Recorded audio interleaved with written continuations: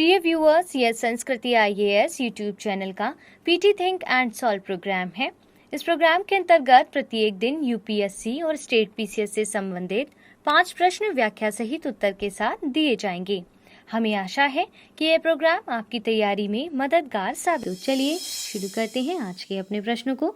Delight saving time के संदर्भ में निम्नलिखित कथनों पर विचार करते हुए सही उत्तर का चयन करें। इस दौरान दिन का बेहतर उपयोग करने के लिए घड़ियों को मानक समय से 1 घंटे आगे कर दिया जाता है।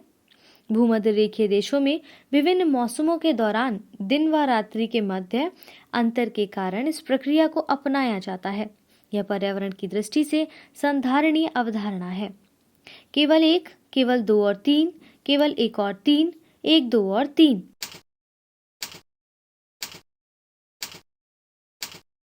सही उत्तर होगा ऑप्शन सी।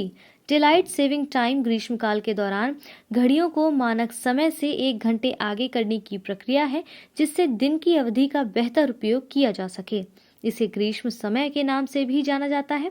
70 से अधिक देश विभिन्न तिथियों पर इसका पालन करते हैं। भारत डिलाइट सेविंग टाइम का पालन नहीं करता है, क्योंकि भूमध्य रेखा के समीप के देशों में विभिन्न मौसमों के बीच दिन के घंटों में उच्च भिन्नता का अनुभव नहीं होता है। अमेरिका में हवाई तथा एरिजोना को छोड़कर अधिकांश जगह इसका अभ्यास किया जाता है।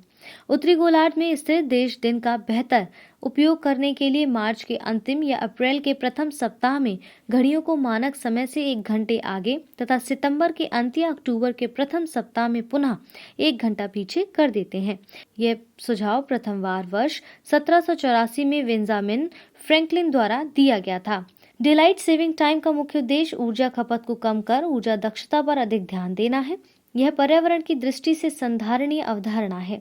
इस प्रकार कथन 1 और 3 सही है, जबकि कथन 2 सही नहीं है, अतः विकल्प सी इसका सही उत्तर होगा। दूसरे प्रश्न को ध्यान से देखिएगा। क्षेत्रीय सुरक्षा शिखर संवाद के संदर्भ में निम्नलिखित कथनों पर विचार करते हुए सही कथन का चयन करें। इस सम्मेलन की प्रथम बैठक की मेजबानी भारत द्वारा की गई है। इस शिखर सम्मेलन में रूस, ईरान, पाकिस्तान सहित 8 देशों ने भाग लिया है। इस सम्मेलन में अफगानिस्तान पर दिल्ली घोषणा पत्र जारी किया गया है। इसकी अध्यक्षता भारत के राष्ट्रीय सुरक्षा सलाहकार द्वारा की गई थी। केवल 1 और 2, केवल 2 और 4, केवल 1, 2 और 3, केवल 3 और 4।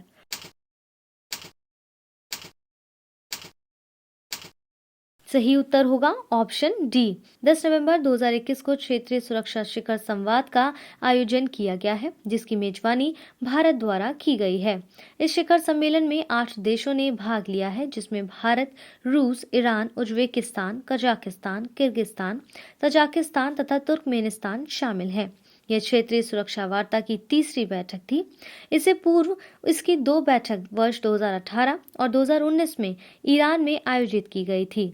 इस संवाद में अपने देश का प्रतिनिधित्व करने के लिए सहभागी देशों के राष्ट्रीय सुरक्षा सलाहकार भाग लेते हैं। इस वर्ष सम्मेलन के दौरान ये घोषणा की गई थी कि आतंकवादियों को शरण देने, प्रशिक्षित करने या वित्त पोषित करने के लिए अफगानिस्तान और उसके क्षेत्र का उपयोग नहीं किया जा सकता है। सम्मेलन में शामिल देशों द्वारा जारी इस संयुक्त बयान को अफगानिस्तान पर दिल्ली घोषणा नाम दिया गया है। अफगानिस्तान पर दिल्ली घोषणा में सुरक्षित व स्थिर अफगानिस्तान, आतंकवाद निंदा, सुनिश्चित मौलिक अधिकार, सामूहिक सहयोग तथा संयुक्त राष्ट्र की भूमिका पर जोर दिया गया है। सम्मेलन में अफगानिस्तान में आतंकवाद संकट, वर्तमान राजनीतिक स्थिति, कट्टरता तथा मादक पदार्थों की तस्करी जैसे मुद्दों पर विशेष ध्यान दिया गया तथा बच्चों, अल्पसंख्यकों व महिलाओं के मौलिक अधिकारों को सुनिश्चित करने के महत्व पर जोर दिया है। इन देशों ने अफगानिस्तान को हर संभव मानवीय सहायता प्रदान करने तथा सभी रूपों में आतंकवाद से निपटने के लिए दृढ़ प्रतिबद्धता व्यक्त की है। इस प्रकार कथन 1 और 2 सही नहीं है, जबकि कथन 3 और 4 सही है, अतः विकल्प डी इसका सही उत्तर होगा। तीसरे प्रश्न की ओर बढ़ते हैं। न्यूट्रिशन स्मार्ट विलेज कार्यक्रम के प्रावधानों में शामिल नहीं है।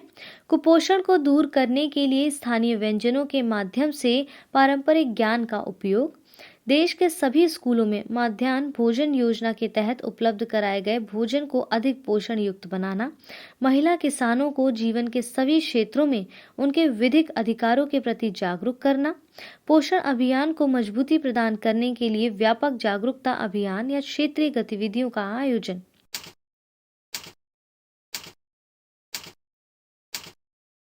सही उत्तर होगा ऑप्शन बी। आज़ादी का अमृत महोत्सव के तहत पोषण अभियान को मजबूती प्रदान करने के लिए न्यूट्रिशन स्मार्ट विलेज कार्यक्रम शुरू किया जाएगा। इस पहल का उद्देश्य कृषि में महिलाओं पर अखिल भारतीय समन्वित अनुसंधान परियोजना नेटवर्क के माध्यम से भारत के 75 गांवों तक पहुंच सुनिश्चित करना है, जो भुवनेश्वर स्थित समन्वय संस्थान के अतिरिक्त भारत के 12 राज्यों में 13 केंद्रों पर परिचालन में है। यह पहल शिक्षाविदों, कृषि वैज्ञानिकों तथा सभी संस्थानों से 75 गांवों को गोद लेने, परिवर्तन करने के प्रधानमंत्री के आह्वान के अनुरूप है। इस पहल के तहत AICRP एवं ICAR-CIWA केंद्रों द्वारा कुल 75 गांवों को गोद लिया जाएगा। 75 न्यूट्री स्मार्ट गांव के विकास के उद्देश्य से प्रत्येक AICRP केंद्र 5-5 गांवों को गोद लेंगे। बचे हुए गांव को ICAR तथा CIWA द्वारा गोद लिया जाएगा। इस पहल के तहत कुपोषण को दूर करने के लिए स्थानीय व्यंजनों के माध्यम से पारंपरिक ज्ञान का उपयोग किया जाएगा। साथ ही कृषि से जुड़ी महिलाओं व स्कूली बच्चों को शामिल करते हुए पोषण से संबंधित कृषि को लागू करने के लिए घरेलू कृषि और न्यूट्री गार्डन के माध्यम से ग्रामीण इलाकों में पोषण के प्रति जागरूकता, शिक्षा व व्यवहारगत बदलाव को बढ़ावा दिया जाएगा। कुपोषण मुक्त गांव का लक्ष्य हासिल करने तथा पोषण अभियान को मजबूती देने के लिए न्यूट्री विलेज, न्यूट्री फूड या न्यूट्री डाइट या न्यूट्री थाली आदि की अवधारणा पर जोर दिया जाएगा तथा व्यापक जागरूकता अभियान एवं क्षेत्रीय गतिविधियां आयोजित की जाएंगी। महिला किसान को जीवन के सभी क्षेत्रों में उनके विधिक अधिकारों के प्रति जागरूक किया जाएगा। इस प्रकार विकल्प 20 का सही उत्तर होगा। चौथे प्रश्न की ओर बढ़ते हैं। निम्नलिखित कथनों पर विचार करते हुए कौन सा कथन सही नहीं है, बताइए। राष्ट्रीय स्मारक प्राधिकरण की स्थापना प्राचीन स्मारक एवं पुरातत्व स्थल और अवशेष अधिनियम 2010 के तहत की गई है। राष्ट्रीय स्मारक प्राधिकरण संस्कृति मंत्रालय के अंतर्गत कार्यरत एक संस्था है। केवल एक, केवल दो, केवल एक और दो, ना तो एक ना ही दो।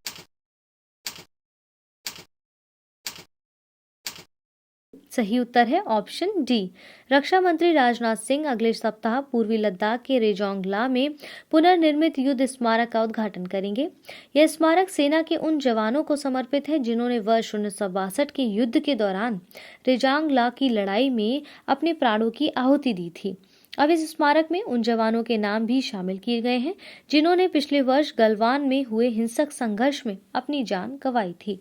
18 नवंबर 2021 को रेजोंगला लड़ाई की 59वीं वर्षगांठ है। इस लड़ाई में 13 कुमायूं रेजिमेंट के सैनिकों को 16,000 फीट से अधिक की ऊंचाई पर चीनी सेना की कई टुकड़ियों को पराजित किया गया था।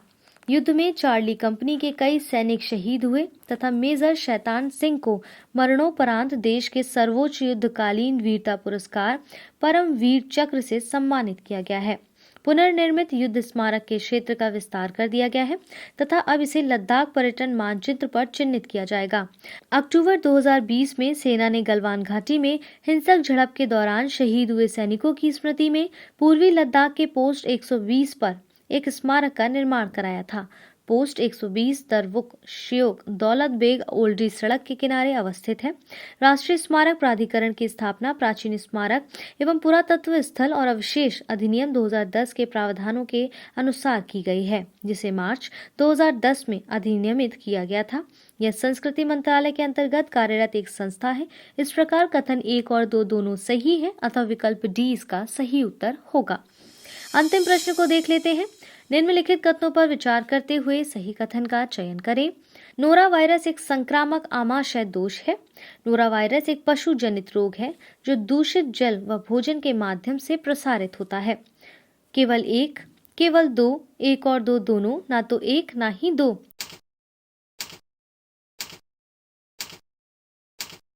सही उत्तर होगा ऑप्शन सी। केरल के स्वास्थ्य मंत्री ने राज्य के वायनाड जिले में नोरो वायरस पुष्टि के बाद दिशा निर्देश जारी किए हैं। यह एक संक्रामक आमाशय दोष है जो कई लक्षणों का कारण बनता है। नोरा वायरस एक पशु जनित रोग है जो दूषित जल व भोजन के माध्यम से जानवरों से मनुष्यों में प्रसारित होता है। नोरो वायरस गैस्ट्रोइंटेस्टाइनल रोग का कारण बनता है, जिसमें आमाशय तथा आंतों की परत में सूजन, गंभीर उल्टी और लक्षण दिखाई देते हैं। यह रोग स्वस्थ लोगों को कम प्रभावित करता है, किंतु यह छोटे बच्चों, बुजुर्गों और अन्य रोगों से ग्रसित व्यक्तियों में गंभीर रोग का कारण बन सकता है। नोरोवायरस संक्रमित लोगों के संपर्क में आने वाले या दूषित सतहों को छूने से फैलता है। इस प्रकार कथन 1 और 2 दोनों सही है, अतः विकल्प सी इसका सही उत्तर होगा।